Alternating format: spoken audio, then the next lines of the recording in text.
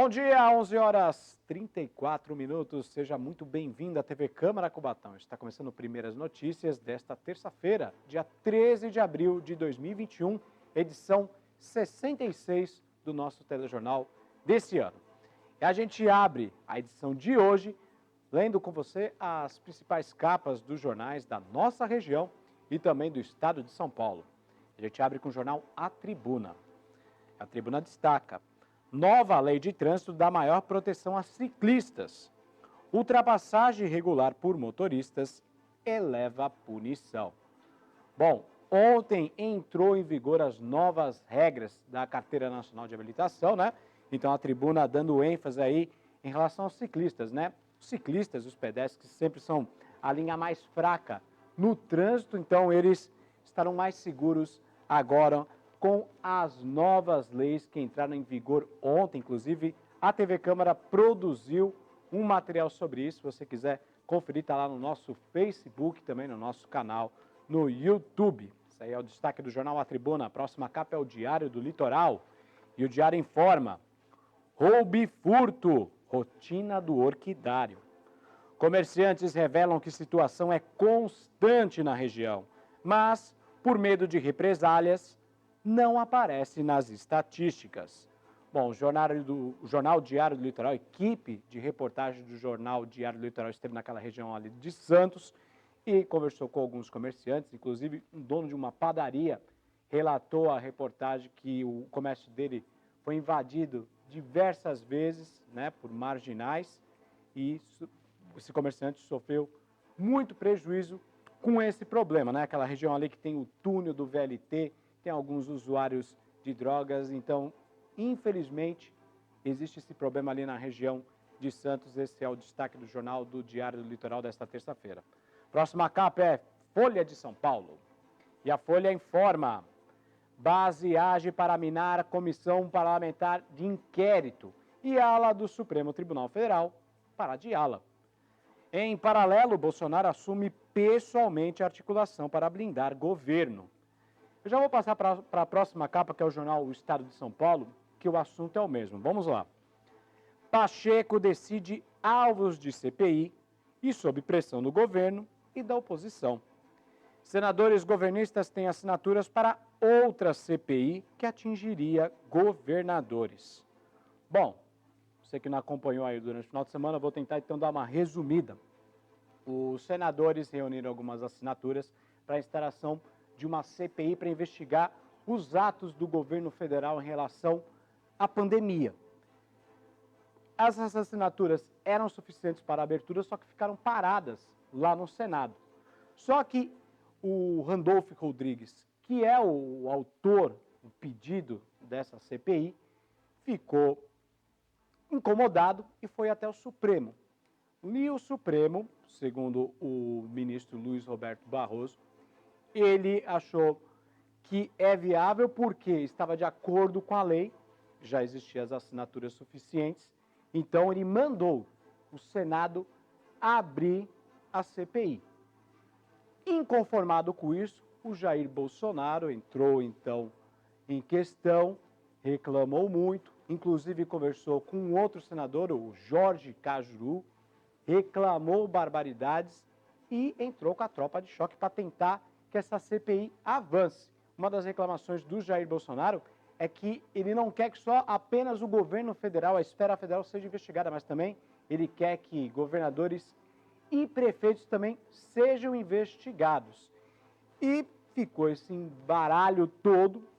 No fim, ontem, um outro senador, dessa vez o Eduardo Girão, do Ceará, aliado ao Jair Bolsonaro, reuniu novas assinaturas e aí ele vai fazer agora uma CPI para investigar então agora os atos dos prefeitos e dos governadores. Hoje o Rodrigo Pacheco, que é o presidente do Senado Federal, vai tentar então abrir a CPI para investigação na linha federal dos atos do governo federal em relação à pandemia na esfera federal, mas já tem essas novas assinaturas para a abertura de uma nova CPI para investigar prefeitos e governadores. Eu espero que você tenha compreendido, então, as capas do Jornal do Estado de São Paulo e também da Folha. Vamos tocando aqui o barco enquanto eles batem a cabeça lá em Brasília, né? Não se entendem, a vacinação segue atrasada, né? E a epidemia continua avançando. Vamos saber dos números aqui em Cubatão do Covid-19, desde o começo da pandemia. Me acompanhe no telão com o boletim epidemiológico que a Prefeitura divulga todos os dias. Relatório do dia 12 de abril, inclusive, quero até meu papel, já eu pego. Boletim epidemiológico, então, do dia 12 de abril, casos confirmados de coronavírus, aí desde o começo da pandemia aqui em Cubatão, 11.773 casos confirmados. Casos em isolamento no momento são 238. Casos descartados, 12.430. Óbitos em investigação são 10. Óbitos descartados, pessoas que faleceram, mas não por Covid, são 44. Mortes confirmadas, infelizmente, 340 cubatenses perderam a vida para o novo coronavírus. Esse número ontem que a gente apresentou, do dia 11 de abril, estava em 338, hoje 340, então mais 2 pessoas morreram por causa dessa doença. Número positivo nessa emanheirado de números aqui. Recuperados, 11.427. Agora vamos para os leitos ocupados do UTI Covid. Até ontem, às 16 horas, 18 pessoas ocupavam leitos de UTI aqui em Cubatão. E a média semanal está em 96,11%. Então, da segunda-feira passada até a segunda-feira de ontem, a média, taxa de ocupação de leitos de UTI Covid em Cubatão estava em 96,11%. E a taxa de ocupação ontem em 94,74%. Vamos mudar a tela, porque agora a gente tem o número de vacinação, o número de imunizados aqui na cidade de Cubatão, com vacinômetro. Até ontem, 15.337 cubatenses foram imunizados, pelo menos com uma dose das vacinas, tanto da Coronavac como da Fiocruz. Primeira dose, 11.423 cubatenses. Quem já tomou a segunda dose, 3.914, então, soma disso, 15.337 pessoas, o que representa 8,67% da população cubatense imunizada, pelo menos com uma dose de uma das vacinas contra a Covid-19. Todos esses números, o vacinômetro, tanto o boletim epidemiológico, estão lá no site da Prefeitura. A Prefeitura divulga esses números todos os dias, então acesse. Se quiser mais informações, www.cubatão.sp.gov.br e também nas redes sociais da Prefeitura, da instituição, facebook.com/Prefeitura de Cubatão. Vamos dar prosseguimento ao nosso telejornal, são 11 horas mais 40 minutos, 11h40, tá passando rápido, né, o horário. Vamos continuar falando um pouco de vacina, porque professores da rede particular e pública de ensino começaram a receber as primeiras doses da vacina contra a Covid. Começou nesta segunda e vai até a próxima terça, dia 20, a aplicação da primeira dose da vacina contra a Covid-19 em profissionais da educação básica de Cubatão. Nesta primeira etapa, conforme anunciado pelo governo estadual, podem ser vacinados professores do ensino infantil ao médio, merendeiras, auxiliares de serviços gerais, secretários de escola, diretores, coordenadores pedagógicos e cuidadores com 47 anos ou mais da rede municipal, estadual, federal e particular de ensino. Para receber a primeira dose da vacina, é necessário realizar o cadastro pelo site vacinajá.educação.sp.gov.br. O profissional receberá uma autorização pelo e-mail cadastrado, que deverá ser apresentada no dia da vacinação, bem como um documento com foto, CPF e senha, que será entregue pela Secretaria Municipal de Educação. Serão distribuídas 160 senhas por dia a partir das 8 da manhã no local da vacinação. Caso o número de senhas se esgote, serão distribuídas novas senhas que valerão para o próximo dia da imunização. A vacinação ocorre na Unidade Municipal de Ensino Maria Albertina, na Avenida Nações Unidas, número 979, Vila Nova, das 9 da manhã até a 1 da tarde. A Secretaria de Saúde ressalta que todos que forem se vacinar devem usar máscara de proteção e respeitar o distanciamento social. Bom, e até ontem, 219 profissionais da educação foram vacinados aqui no município, segundo a Prefeitura de Cubatão. 11h43. E ainda falando sobre vacinação, começou a campanha de imunização contra a gripe. E atenção, a vacinação contra a gripe já começou em Cubatão. O objetivo será imunizar 46.755 pessoas da cidade. A campanha ocorre até dia 9 de julho e será dividida em 3 etapas. Nessa primeira etapa, começa a imunização pelas gestantes, puérperas e crianças de 6 meses até 6 anos de idade, além dos trabalhadores da saúde. Como a vacinação ocorre simultaneamente ao plano estadual de imunização contra a Covid-19, as equipes das unidades foram orientadas a organizar os 2 fluxos, de forma a evitar aglomerações nas unidades.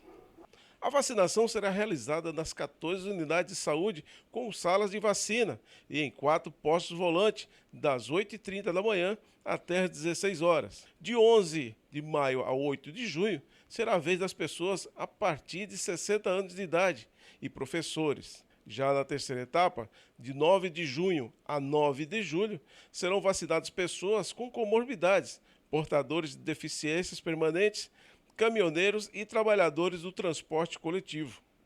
Atenção! Caso ocorra de uma pessoa enquadrar-se simultaneamente nas 2 campanhas, a prioridade de imunização será contra a Covid-19, com a aplicação da vacina contra a influenza sendo agendada para um período posterior a 15 dias, sem o risco de perder a imunização. Então, quem pudesse vacinar, se imunizar também contra a gripe, vacinação então já está disponível aqui na cidade de Cubatão. 11h45, vamos com informações do trânsito nessa manhã chuvosa e nublada de terça-feira.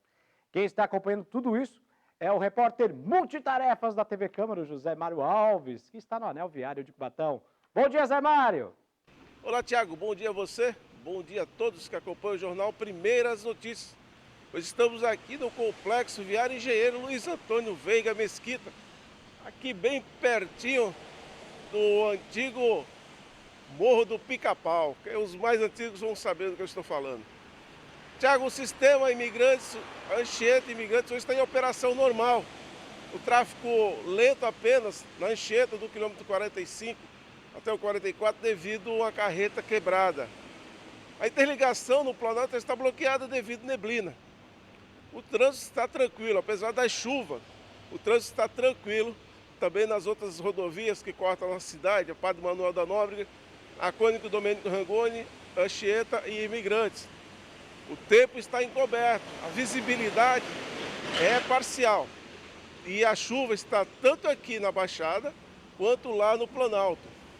Os veículos com destino a São Paulo, nesta terça-feira, com placas final 3 e 4, devem ter cuidado lá no Planalto, devido ao rodízio, das 20 horas até as 5 horas da manhã de amanhã. Eu volto com você, Tiago. Beleza, Zé Mário, obrigado. 11h47. E a Marcela Damori prometeu ontem que a chuva viria, e ela veio mesmo. A terça-feira deve permanecer cinzenta, hein? Veja os detalhes na previsão do tempo.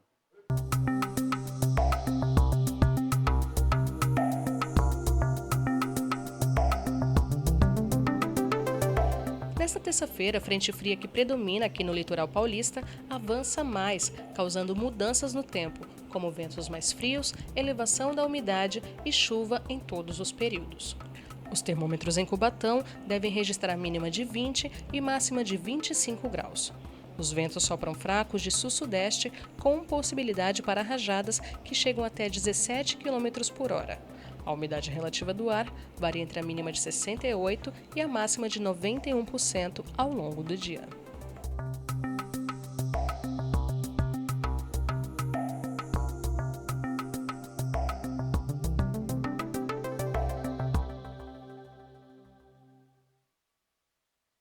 Às 11h48, então essa foi a previsão do tempo. Frente fria avançou, passando aqui pelo litoral, então tempo encoberto, possibilidade de chuva o dia inteiro e possibilidade também de rajadas de vento. Afinal de contas, também tem um ciclone extratropical agindo ali no oceano, na altura do sul do país, e algumas rajadas podem atingir aqui a nossa região, então tome cuidado. Vamos mudar de assunto, vamos falar de esporte, vamos falar de futebol, porque pela 11ª rodada do Paulistão, o São Paulo venceu lá no estádio do Morumbi o Bragantino. Vamos ao único gol da partida. Mais um jogo da 11ª rodada do Campeonato Paulista aconteceu ontem no Morumbi. O São Paulo, com um gol contra do zagueiro Léo Ortiz, venceu o Bragantino por 1-0. O gol tricolor saiu aos 26 minutos do segundo tempo. Final São Paulo 1, Bragantino 0. Próximo jogo do São Paulo é contra o Mirassol. O Paulistão então está de volta, né? O governo de São Paulo autorizou, agora que a gente está na fase vermelha. E o Paulistão está meio confuso, porque hoje o Corinthians também joga pelo Paulistão. Corinthians e Ferroviária jogam 8 horas da noite, uma outra rodada do Paulistão.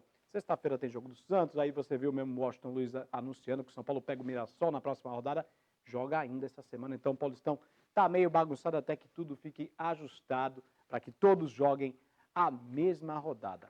Ainda falando sobre futebol, hoje tem pré-Libertadores, o segundo jogo do Santos Futebol Clube na pré-Libertadores, jogo de volta. O Santos encara o San Lorenzo da Argentina. Na semana passada, o Santos jogou lá em Buenos Aires e venceu por 3-1 e agora joga aqui no Brasil, podendo até perder, uma vantagem confortável. O Santos aí, se passar por essa fase, vai para a fase de grupos encarar, sim, literalmente, a Taça Libertadores da América. Às 6h15 da tarde, o Washington Luiz volta aqui junto com a Marcela Damori para falar um pouquinho mais de esportes. Então, fique ligado, 6h15, Marcela Damori e o Washington Luiz trazem as informações de esportes, além das informações da nossa região, da nossa cidade, no Últimas Notícias. Porque o Primeiras Notícias de hoje fica por aqui. Mais informações ao longo da nossa programação com os boletins informativos. Um bom dia para vocês e até amanhã. Tchau, tchau.